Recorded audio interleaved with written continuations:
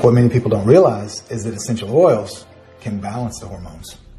So what are essential oils? Let's go back to the basics. So an essential oil is a volatile organic compound, and one thing people need to recognize when it comes to an essential oil, there is no nutrition in it. There is no vitamin or mineral. It's a chemical that essentially God gave to the plant to protect the plant from outside threats, whether it's bacteria, viruses, fungus, or even vectors like flies, bees, whatever that might attack the plant. And so what it includes are organic compounds, not organic as we think, meaning organic having a carbon chain included in it. Organic compounds like terpenes, alcohols, ketones, esters, and you name it. It's basically chemicals. And so from the plant. From the plant. Natural chemicals from the plant. God inspired the writers of the Bible long ago when he said the leaves of the trees are for the healing of the nations. And that's exactly what this is. That's essential oils. Exactly. There is no oil for one specific issue. What we have found, and this is pretty fascinating, is that let's use the Ayurvedic model, Indian folk medicine, for example. There's an abundance of lemons in India. So you'll find that the Indians use lemon essential oil for virtually everything. Detoxification, internally, externally, whether or not you're going to clean the counter or whether or not you want to clean your skin. They use essential oils, lemon, for everything from nausea to halitosis to diabetes, cancer. Well, when you go to Australia, they're using melaleuca and tea tree and eucalyptus. When you go to Oregon and Washington, they're using peppermint for everything. So it's important to realize that these oils, a lot of them do the same things. So when I report on research, it's limited because we've only done a limited amount of research. But as far as I know, there is no essential oil that does not have a cancer effect. I just recently read a report of over 130 research articles regarding essential oils. And what the researchers came about was what essential oils do is they actually prevent angiogenesis, which is the growth of veins and arteries. It stops metastatic growth. It actually prevents DNA repair, that's pretty key. That's really key because there was one study that compared sandalwood and frankincense, and it found that frankincense, again, triggered that apoptotic effect where the cancer cell died, but sandalwood killed cancer another way, went around the back end, in a sense, and flanked it by triggering the actual DNA to not being able to repair itself, so the cancer just died that way too. Frankincense oil, if you look at the research today, it is probably the most powerful essential oil, if not the most powerful supplement, period, when it comes to natural cancer treatment, in my opinion. What's in frankincense that makes it so good? You know, frankincense is really high in a compound called boswellia, or boswellic acid. And it's highly anti-inflammatory. It's also a very powerful antioxidant. And there are studies, actually there's a study that came out of the UK pretty recently showing that frankincense oil is effective at shrinking tumors, is effective against ovarian cancer, colon cancer, and breast cancer.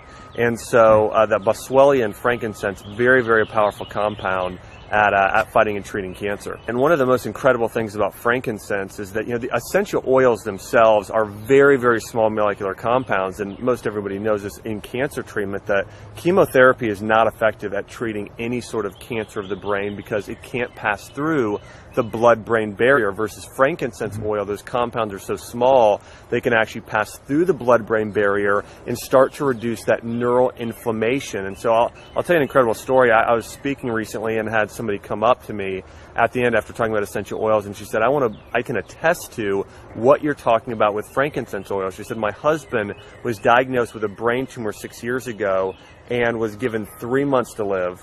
We got turned on to frankincense oil, started using it every single day. We diffused it in the home. We rubbed it on the roof of his mouth. She says it's been 6 years and he's still alive, and we really believe it's because of this use of frankincense oil. But yeah, you look in the medical studies, it's effective against Alzheimer's. It's effective against any sort of brain inflammation. And again, 4 separate studies showing that it's effective at treating cancer. Allison Huish was diagnosed with brain cancer at the tender age of 13. And she used frankincense oil to treat it. Here's her amazing story. I walked out of the waiting room about an hour later to see my mom, who had just hung up the phone with tears in her eyes. And she told me, she said, Allison, you have a brainstem tumor. And I didn't know quite what that meant. You know, I was 13 years old. I just started junior high school a couple weeks prior. But I knew at that moment that my life would be different from there on out. So we immediately went to go see my doctor, to my pediatric neurologist, and he showed my parents what the tumor was. Basically, it was a brainstem tumor, pilocytic astrocytoma is what it was, about the size of an egg, and it rested on my brainstem. So that next day, I was scheduled for emergency surgery, and they were able to get rid of about half my tumor. It was very interesting. My doctor told me, eat all the calories you can. If you'll eat pizza, if you'll eat ice cream, because I was very skinny, he's like, just get calories in you, whatever you'll take.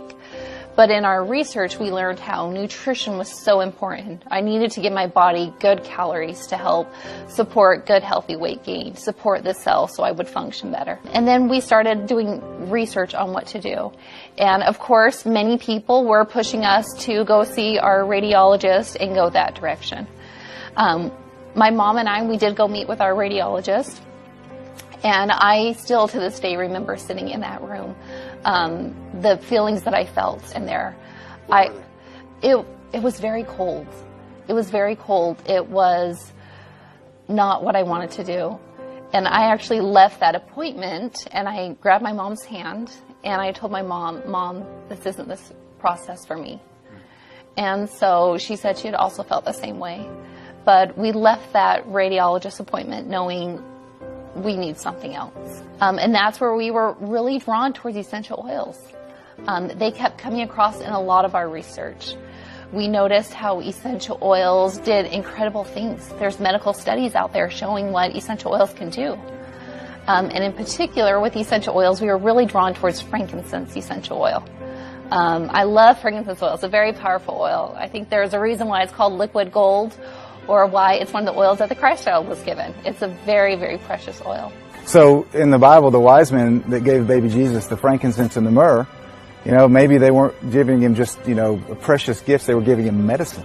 Oh, absolutely, yeah. You know, when you hear the story of the three wise men bringing the infant Jesus gold, frankincense, and myrrh, I remember years and years ago not really knowing. I mean, everyone knows what gold is. Most people don't realize what frankincense and myrrh are. But those were the two main sources of medicine during that day.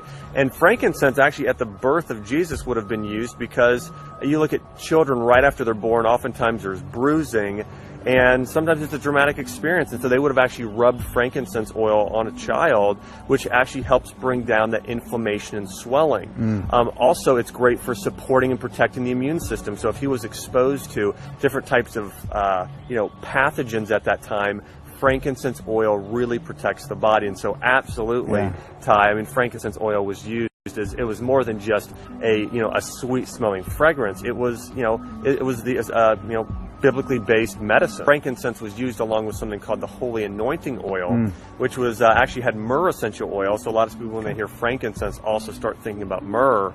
And myrrh is referenced over 160 times in the Bible. Myrrh was also, actually there's a study in the Journal of Food and Chemistry and Toxicology recently that found that myrrh, another essential oil that's referenced in the Bible, is also effective at treating cancer. Really? Yeah. Okay, because that was my next question. What about myrrh? Because you have the frankincense and the myrrh. Right. So both were medicines.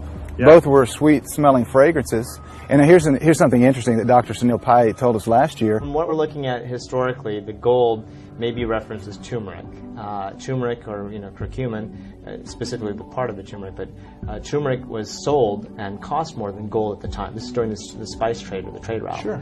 And it was always nicknamed the golden spice. You could absolutely see that in that area in the Middle East. Sure. And turmeric today in cancer treatment. Talk about a powerful compound, frankincense, myrrh, and turmeric. You got a triple play there. Oh yeah.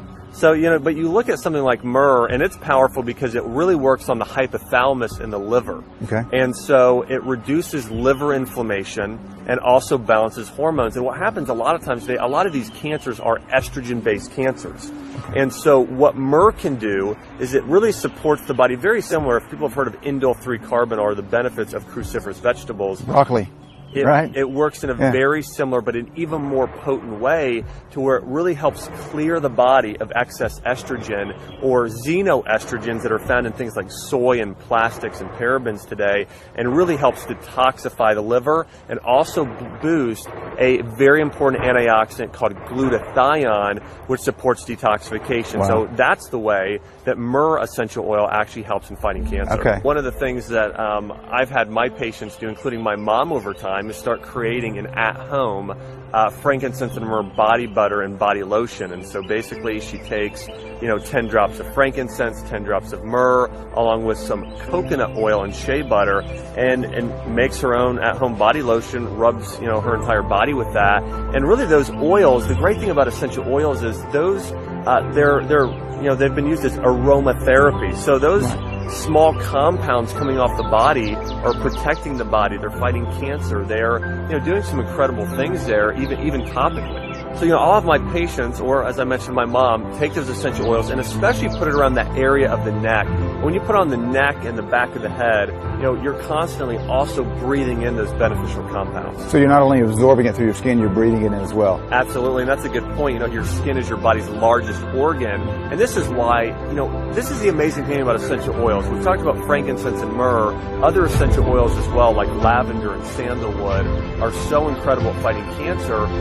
So many of these products people are using today, the body lotions, makeups, moisturizers, shampoos, conditioners, they are loaded with carcinogens. They're loaded with parabens and phthalates and sodium lauryl sulfate and all of these different chemicals that cause cancer, versus if people make their own at-home personal care products with essential oils, rather than causing cancer, they're fighting cancer. So I use a lot of oils. I use a lot of frankincense oil. I also use clove oil. How did you take it? Did you ingest it, or did you rub it on your skin? Yeah. Or did you do the aromatherapy? How did you do that? It was really interesting how we did it. So I did do it back here where my scar is, but I don't know how effective that was because you do have a very thick skull. But one way that I did, and this was probably the way that was most consistent, is I would put a drop of frankincense oil on my tongue and raise the tongue to the roof of my mouth. And I did that probably about every 2 hours because I figured, hey, that's probably the closest way I get to my brainstem without interfering with bones or things like that. And a lot of blood vessels there too to absorb. Right. A lot of blood vessels, so just a lot internal. And what happened was actually quite incredible. So I started to gain health pretty quickly. Like I said, I started junior high school and then I was diagnosed 3 weeks later. So I came home and started to regain health after my surgery. I was able to start school again with my peers the next semester. And that was pretty incredible. That's quick for a brain tumor.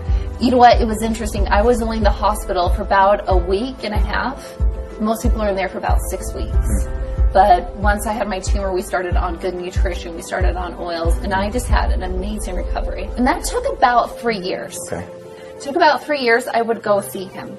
But every time I'd go see him, it just slowly was improving. It wasn't dramatic overnight. It was a slow, gradual process. But it took about 3 years. And I remember the point where I went to go see my neurologist, and he told me, you have no more tumor. Really? It was completely disintegrated. Wow. What did you feel like at that point? You know what? Words can't describe. It was just like such an emotional relief.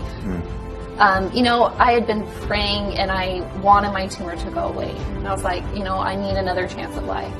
And so when those words were said, it was invigorating. It was like I had a new life again. Right. I wanted to go to college. I wanted to become a registered dietitian. I wanted to tell people my story. And when I was told those words, it was like, this happened. And that was at the age of 16 then? That was about, the age of 16, Okay. 17 is when that happened. Okay. So ever since then, my health has just been improving. Wow, what an inspiring story from Allison, how she healed her brain cancer with essential oils. Another inspiring story is from Dr. Josh Axe, who actually healed his own mother's cancer using essential oils.